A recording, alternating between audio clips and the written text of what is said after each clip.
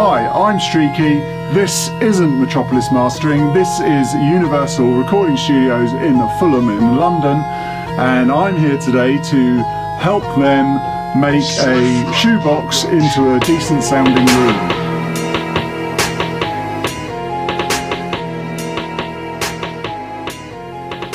So I'm here today, this is Universal's recording studios. Now these are rooms where they have their artists. They're not big recording studios like we have in Metropolis. What they are is they're kind of writing rooms in a way, where they'll have loads of rooms where people can just come in, record.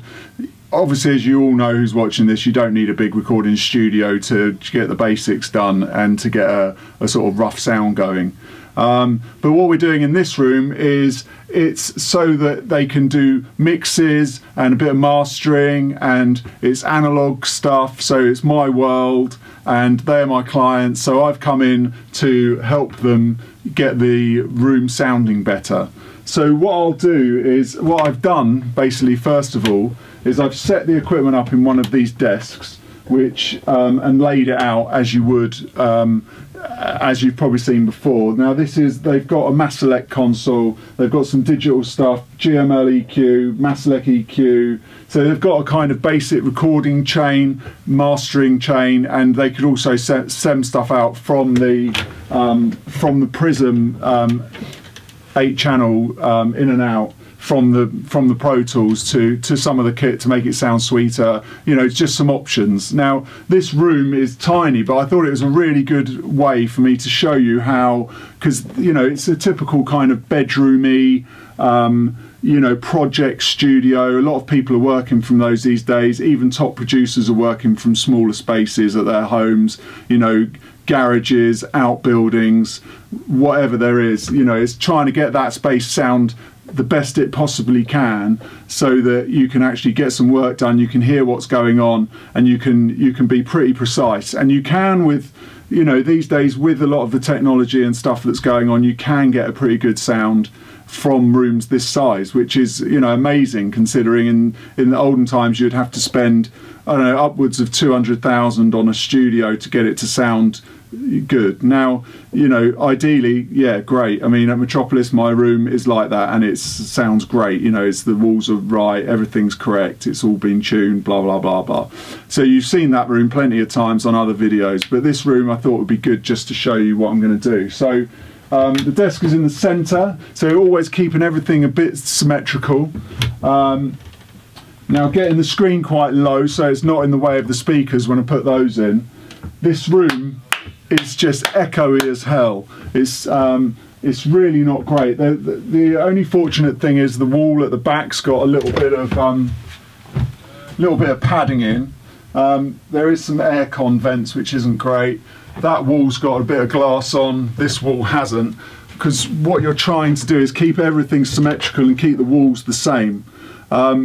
It's quite shallow, but really what I'm trying to do is put the desk so that it's 3/4 of the way through the room, so it's very close to the front, which wouldn't be my ideal position as a mastering engineer. I'd rather be a bit further away from the speakers, but because it's a small room you're not going to go very loud anyway, so the speakers are going to be mid-range speakers. They're SM9s that I'm putting in here, and this and so I can be quite close to them. They need to be here. What I'll do is I'll go into kind of like, I'll start bringing stuff in and moving stuff around, some baffling and stuff like that, and set the room up how I think will get it sounding good.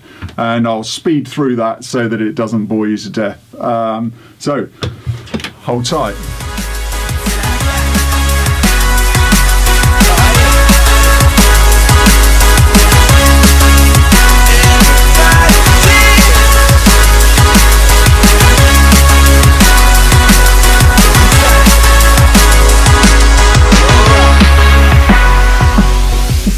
So there we have it. A bit sweaty after bringing all that in, but the room now is a lot duller, which is good.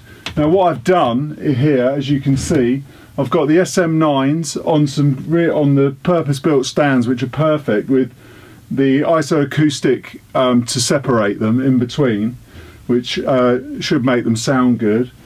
I've got some bass bass stuff in the corner, because otherwise it's going to start getting a little bit rattly. What I'm trying to do is get a confined space around the main seating position here.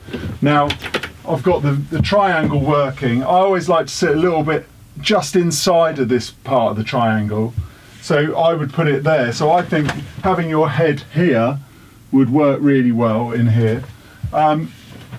Now I think that these are, there's as I said, there's some glass there, so having a baffle in front of the glass and then having exactly the same on the other side, just keeping symmetry all the time.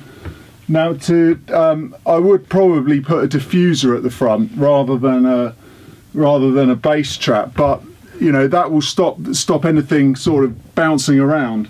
I know that there is some stuff on the wall anyway, but I think that will help it even further, just to help with the stereo image mainly.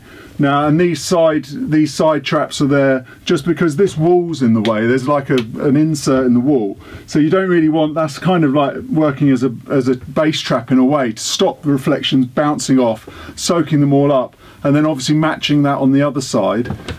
Where the camera is positioned, there's actually another bass trap on the back wall, just to stop reflections coming from the back. But because I'm so far forward here, then really I'm just going to be listening here, and I won't be playing too loud. Now these speakers are great because they go down to about 30 Hertz, I think, which is, you know, plenty low enough to be able to hear exactly what's going on.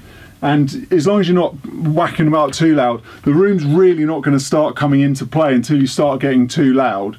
You'll be able to hear what's happening. Now, I think what will have to happen in here is something else on the ceiling. There is one cloud there, as in one of these on the ceiling. Really, it could do with another two just above the desk, because that always makes a huge difference. If there's one thing you can do, is get something on your ceiling to make it so that you don't have you know, sound waves going like this.